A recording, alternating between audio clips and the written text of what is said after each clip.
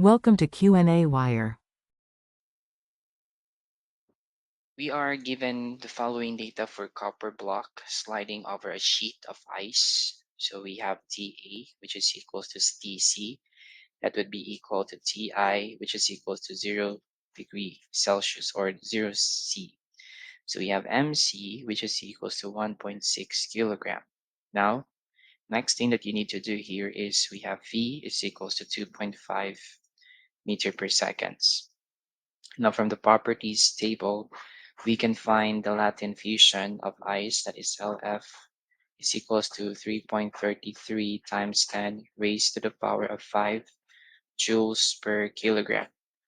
Heat loss is equal to change in kinetic energy during process. So definitely we have Q is equals to delta E K, which is equals to 1/2 times m times v raised to the power of 2, which is equals to 1/2 times 1.6 times 2.5 raised to the power of 2, which is equals